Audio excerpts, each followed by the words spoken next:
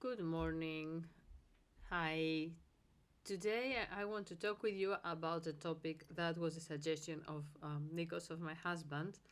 I asked him what he would find interesting to hear in such a video or podcast series. And he came up, of course, with the most challenging and difficult thing that we had to deal with as parents ourselves, and we still deal with it every day. And that is, how can you be a better parent while also being your authentic self? Um, that's hard. It is still hard for us after 9.5 years of parenting. I can imagine it is quite challenging for new parents as well. So let's start from the start. So there are two things that we need to define. The first is, what is your authentic self, and the second is, what does it mean to be a better parent? Why would you need to be a better parent? So let's start with your authentic self. So who is your authentic self? Depending on where you are on your self-discovery journey, or depending where you are in your midlife crisis, you would give different answers to that, right? um, but I think a nice exercise to do is just take a large piece of paper and write down your personality traits, things that you think that characterize you. Like, what are you? For example, I would write definitely creative, impatient, impulsive, a tad bipolar. What else would I write for myself? Um, Solution oriented, um, these kind of things, like quick to get angry, quick to get frustrated, diplomatic, though they do sound like not matching with each other, but I am all these things. So um, sensitive also, like, you could just take a piece of paper and write on it all words that you can come up with that you think are your personality traits. And now comes the second step, and that is, if I asked you, which of these traits do you think are really you, and which of these traits are actually a response to the way you grew up, right? And it does not have to be negative. So I'm not talking only about, oh, my parents were not paying attention to me, so I tended to always cause trouble in order to get their attention in the wrong ways, so I became a mischief, and these kind of things as well. But also things like, my parents really encouraged my talents, so I anyway had a tendency towards creativity, and this was reinforced, so I became more and more creative. So write which things in your personality have also some relation with to your upbringing. Like, what else can we think of? Things that got amplified, and also things that were a response. But also when it comes to your parenting, for example, maybe someone had a very strict parents, and now they are permitting their child everything because they want to give their child what they didn't have. That is actually a type of trauma response. Like, you were probably traumatized from this very strict upbringing, so you're trying to give your kid what you didn't have, causing different kinds of issues, probably. Um, but this is also trauma response, or all types of other things. Like, if you're very shy, did you grow up in an environment with lots of yelling and lots of dominant personalities, and this caused you to close into yourself and try to hide and be small and not be very present? Or on the other hand, did you notice that your mother or your father, they were doormats, and they were very easy to be dominated by others, by their bosses, by their partners, and so you grew up to be very assertive and very powerful and very strong when it comes to appearances, because you didn't want to have their fate, and you didn't want to be seen by society the way they were seen. So try and go through this list and see, is this really my trait, or is it a response to the way I grew up? Be it a traumatic response, or be it a positive response, thanks to a characteristic that was actually nurtured and helped to thrive while you were growing up. And you might wonder, I realize that many of my traits are actually a response either to trauma or to specific areas of my life that were nurtured. Does that not make them part of my personality? Yes and no. I've read contradictory things on that. And basically, if you would read Alice Miller, and she has written like a few wonderful books about childhood trauma and the trauma response when we grow up. Also, in a large scale, like very interesting books about Germany and Hitler and collective trauma. So Alice Miller might have told you that, yeah, that's your trauma, and you can actually overcome it, and you can be freed from it, and you can be your authentic self. On the other hand, and I agree with her in general, without being a psychologist, but meaning by the rest of my readings and how they complement each other and how I try to see a topic from different perspectives. On the other hand, if you read Clarissa Pinkola Estés, or Estes, I'm not sure how it's pronounced, she is talking a lot about how we all have a dark side and a light side, or a bright side. And this is a lot based in the Jungian psychology. That it is like, in a lot of senses, it is like an old theory that is not considered anymore that contemporary, but there are parts of it that are still very relevant today and that have affected many schools of thought and psychotherapy. So you could say that these parts are not me, they're my trauma. If I overcome my trauma, I can get rid of them. Or you can say that, I have these areas in my personality. This keeps getting into my mouth. I do have areas of my personality that I'm not particularly proud of necessarily, but sometimes they also allow me to let some steam out. And show my wild side, because this is also part of me and it should be allowed to be there if I want to accept and embrace myself as a whole. So I don't have an answer. I don't have this is you, this is not you, but there are things to consider, like trying to figure out who is the authentic you and which parts of your personality are you and which parts are just add-ons as a response to experiences, and you could actually get rid of them if they make your life harder. Reading psychotherapy books and psychology books could help you a lot along the way. And then, of course, if you don't have the time for it or the energy, or they're just too complicated to understand and they're very contradictory and you can't make sense of it all, finding a psychotherapist or a coach who could help you along the way is also an option to go and identify who is your authentic self.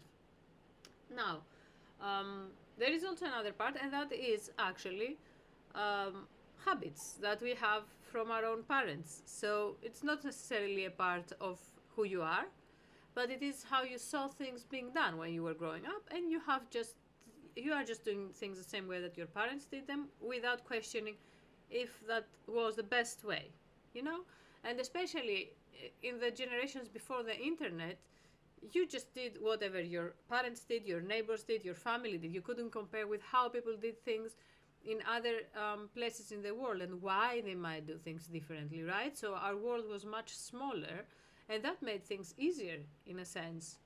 Or if you follow a specific faith, that is also something like you have a set of rules.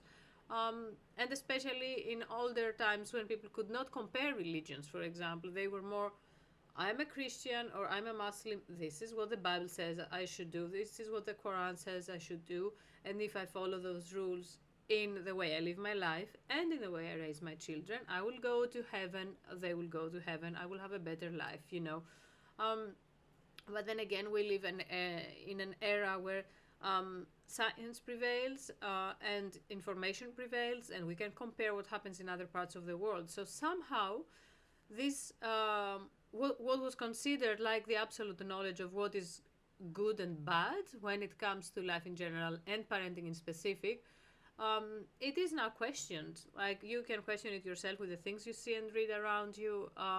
It is questioned also because schools change, because our world has become much more multicultural, so your neighbors may be doing things differently because they come from another culture or another country. Kids at school are being raised differently, so you hear about that from your own kids. Things are much more mixed up. So there isn't any more that black or white certainty that had, of course, many negative aspects, but also the positive one of this is how things are done. There is no better parenting. It was back then, it was just this is the way you parent. That's how we do it, period. Um, Sometimes I long for those times. Uncertainty can be quite tiring, and trying to do your best. So let's say that you want to be a better parent. Why? Are you not good enough? And I'm not saying it to provoke you, and I'm also not saying it to give you a pat on the back. I'm sorry, I do need a sip of coffee. I didn't have the time to have my coffee this morning. So, why would you want to be a better parent? What are the areas that you feel that you're not doing good enough? Is it that you feel that your child is not thriving? Is your child having trouble with you? Is your relationship with your child suffering? Could your relationship with your child be better? Or is it, on the other hand, that you as a parent feel that you are not being respected as a human being by your children, that your limits and your boundaries are constantly being overlooked and stepped over? Or you are okay with your child, you are confident about your relationship with your child, but then society makes you feel that your child is not sociable enough, is not behaving as expected, you know. So there are these different cores of yourself, your child, society, and all the relationships between them. And if we had like these spheres and spokes uniting them, like there are many spokes in there, and it depends which ones you feel could use some reinforcing in order to become stronger and make your life easier and the life of your child easier and more comfortable. So, identifying what it is that you actually want to change and improve is a great first step. But how are you actually? I'm sorry. This needs to be done. Otherwise, I cannot focus properly. So I'm still here. So that's the thing. Identifying what do you need to change, and how you could go about that. Let's use as an example that you have actually a child that is yelling, shouting, kicking, not respecting your boundaries, and maybe that sounds relatable if you have, ironically enough, a highly sensitive child. I have a video about that here on the channel. So let's say you have a child who is behaving in a manner that is very annoying for you, for the rest of the members of the family, maybe your partner, maybe siblings, and for society. One way to go about it would be to follow lots of parent coaches out there who talk about behavioral change. And this is basically training your child as a dog with positive reinforcement. At least the materials I've watched and read about. So it is a lot about catching your child being good and, giving them kudos when they do something well, and maybe sticker charts, or just telling them, wow, you did such a great job, you know, gathering all your toys, or making your bed, or tidying up your room. We tried that for a bit.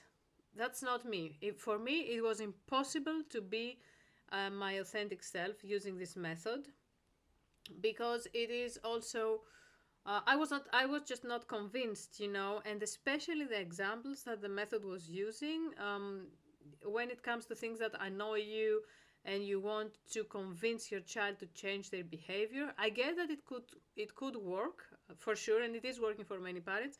But for me, it was going against my authentic self, because in the example of tidying up, I feel that we all live in this house. You shouldn't need external motivation to do it. You should have the internal motivation of, we all live in this house, and if it's like a stable, you might be okay with it, but the rest of the family is not. You should have enough empathy to, to realize that it sucks for the rest of us to live in this environment. And I know that children develop empathy on different ages, and until then, you just have to keep asking them to participate without giving them any bonuses or extra pocket money, or the whole time praising them for doing things. Like I said again, this is my personal experience, and I'm using it as an example to say how fake I felt trying to catch my children being good. Especially because I do have moments during the day that I'm really proud of things that my children do, and that I will, out of nowhere give them a compliment, like when they're really nice to each other or when they are very helpful to each other. Because for me, sibling relationships are really important, and I feel very happy when I see them getting along, or when I see them all lined up reading on the couch, even the youngest one that is not even 3 and is just sitting there, book upside down, like pretending to read. And I just find it so nice, and I would say it's lovely to see you so focused doing your thing all together.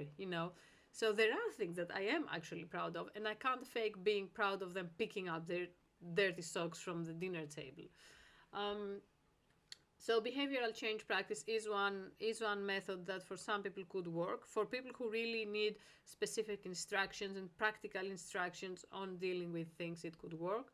Um, I myself, and I think also my husband Nikos, we work much better when we have the bigger picture. So what that would mean is, for us, it was very clear that it is important to implement some boundaries. And I feel the way that every parent is doing it is different based on your personality. So you should find a way to implement boundaries, in this example, that actually suits your personality, you know? And for me, sometimes it does mean raising my voice and being very specific. And, I really don't like that. I really don't like the way you're treating me, or you're treating your sister, or you're behaving in this house. I don't. I really don't like the way that you are right now with me, because I know that's not how you normally are. And for Nikos, it might be more gentle in the sense of, I really don't like how our living room is right now. I'm going to pick up some of the toys. I need you to help me because you took them out. I'm not like that. I'm much more, I can't live anymore in this mess. You come here, help me pick up the toys, or you pick up your toys because I'm busy doing something else for our household, like cooking, like in the household that we all live in. Um, and this is very interesting because if you have a partner, if you're lucky enough to not be parenting alone, and you have a partner who actually is substantially present, because there are many partners that you are married to, but they're not actually present. So if you have a partner who is present and you have different personalities and you also carry different traumas and different trauma responses, there can be a lot of conflict when you are both trying to both be better parents and your authentic self. Because there are times that Nikos has actually told me, I really don't like the way you talk to them.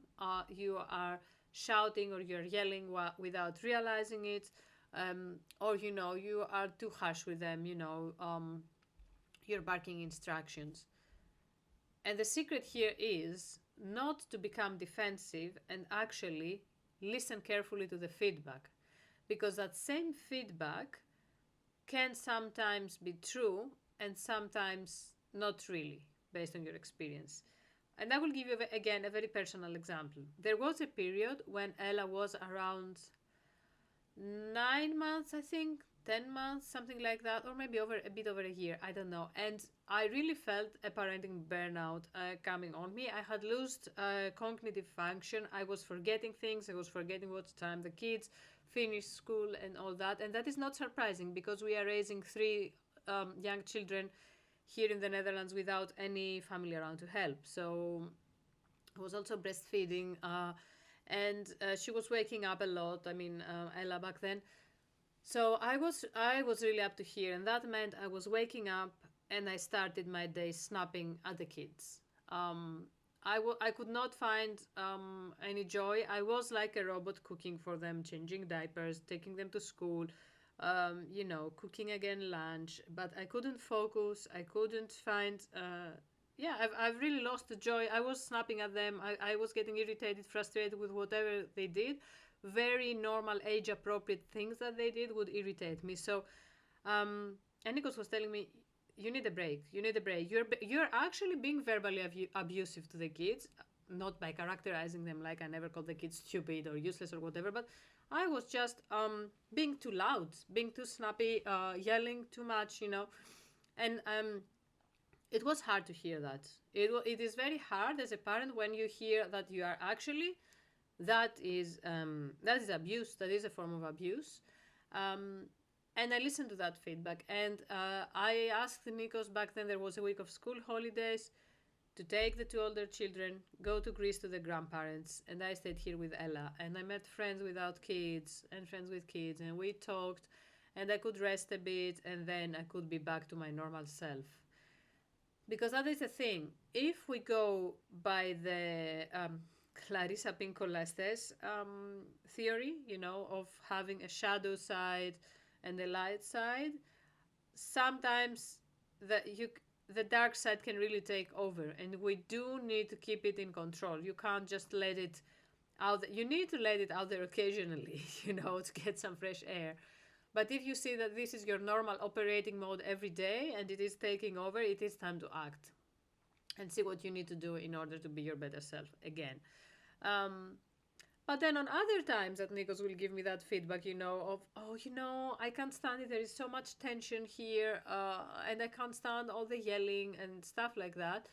Um, I don't really I don't really relate to what he's saying, because I know that I'm with the kids from 6:30 in the morning, and then it's 6 o'clock in the evening. We spend 80% of the day doing nice things together and crafting, going for walks, going in nature, having nice discussions, reading books, um, cooking together, playing with their friends, all sorts of nice things. And then it's 6 o'clock. I'm dead tired. I've told them 5 times to clean the table so we can eat. They're not listening. And then I'm like, come on, the time has come for the table to be cleaned, and I'm getting pissed. And I think it is very healthy to actually share your feelings as well and say, I don't feel appreciated right now. I feel like I'm invisible because I've asked you to do this all these times and I don't even get a response out of you. And this is a way to teach your children that they do need to give value to people. They do need to let people know that they are seen, that they are heard, that they are listened to. And it is just a personal skill that I find it's important to have, and I think it will develop with age as well. But repetition and setting a good example also matter. So it is the same feedback, and sometimes I know that yeah, it's going to far, and other times I'm like, no, I have the right to be tired, and my kids are actually not being afraid or threatened by a louder voice because they've spent 80% of the day with me doing all the nice things, and they know me, and they know that they are not in danger. They know they will never be hit. They know they will never, they will never be punished or put in another room or be isolated, or the higher tone of voice is just a sign that mama is fed up. Period. There are no other consequences actually. That is the thing. That it is just asking for help. Yes, I could ask in a very polite manner, and doing, active listening. Like, I do notice you are very busy playing with your game right now. Would you be interested, to set it aside so that we can eat all together? And can you tell me if you will pick up your toys before dinner or after dinner? Yes, that would be ideal. That would be great. But at 6 o'clock in the evening, I'm dead tired. I have no help. So I give myself that grace of being myself, because I can also be consistent that way. My kids get confused. If kids have like the perfect active listening mama for 2 days, and then I can't keep up that game because I just don't have the resources, like the mental and emotional energy to keep this up until it becomes a natural habit, kids just get confused. Have like a good mama 2 days and then a freaked out mama the rest of the week. So for me, this is not the right time to try and implement things that I've learned from books and courses, etc., etc. If I don't have the energy to, and I do notice, you will notice it as well if you have small kids, if you have newborn babies. The more you sleep, the more your baby grows, the more your kid is able to communicate with you with language, asking what they want. It gets much, much, much easier. It gets easier to learn new parenting practices like the active listening I mentioned. I am actually using it a lot. You can even choose and do behavioral change about a specific topic that bothers you. For example, teaching your kids not to forget their bag going to school. I can be calm enough to say every day, are we forgetting something? Let's do a check. I can do that instead of just being like, where are you going again without your bag? But I would be that mother when I had two kids breastfeeding at the same time, and I was sleep deprived. Like my darker side would show up. And I find it absolutely normal, to be honest. However, there are hard lines. So you can be your authentic self, and maybe your authentic self is more introverted, extroverted, more quiet, more loud, more communicating, more using body language instead of words. We all differ, of course, but there are some hard lines, and you might have been surprised or shocked to hear the word abuse when I talk about a parent shouting to their children to pick up their clothes or get dressed. Um, and it is actually abuse, and would be ideal to not be doing that at all if we could. However, there are hard lines when it comes to abuse, and this is like hitting a child. I know there are cultures in the world that just giving your child the occasional slap is fine, but no, it is actually illegal. I think in all of Europe at least, and for good reason. Physical abuse, and also isolating your child, putting them in a room with the door closed. It is also dangerous, especially locking a child in a room. There could be a fire, there could be an earthquake. I'm from Greece, so we were quite often shaken up by earthquakes. Um, the child might attempt to get out from the window or whatever, so it is just a dangerous practice.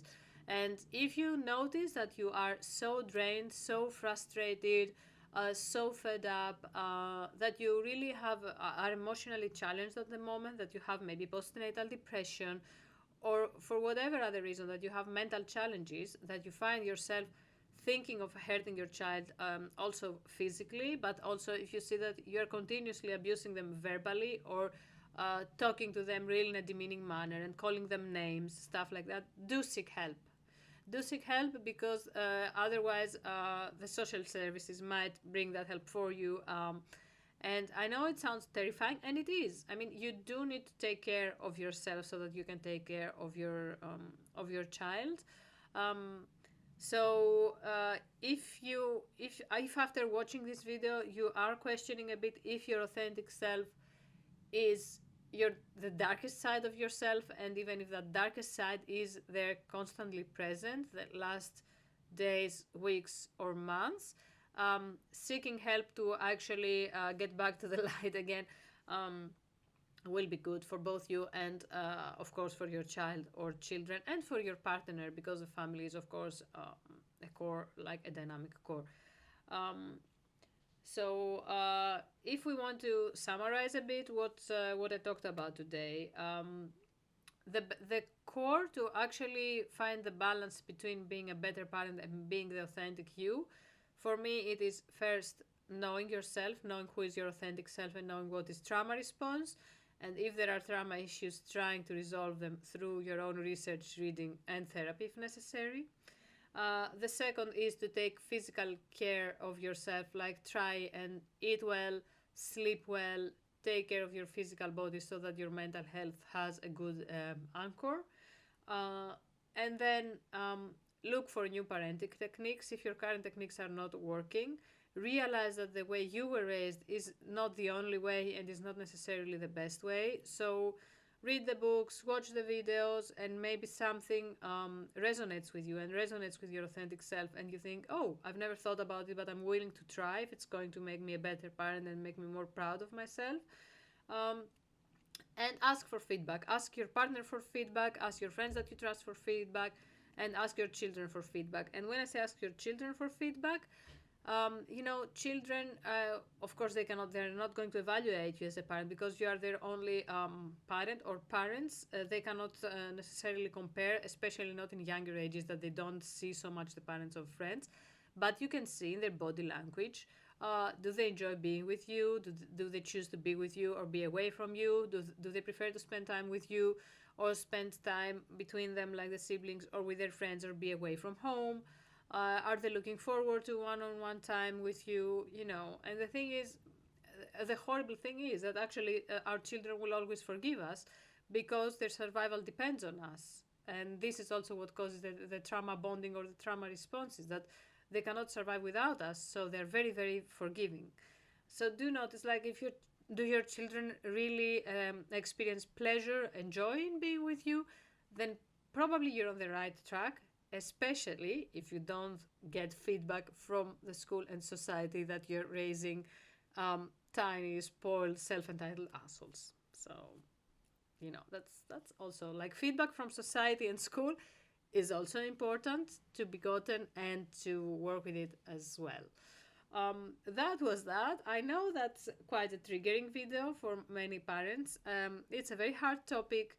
It's a work in progress for us as well as a family, but hopefully it will cause you to think more about this topic of parenting, being better, still being authentic.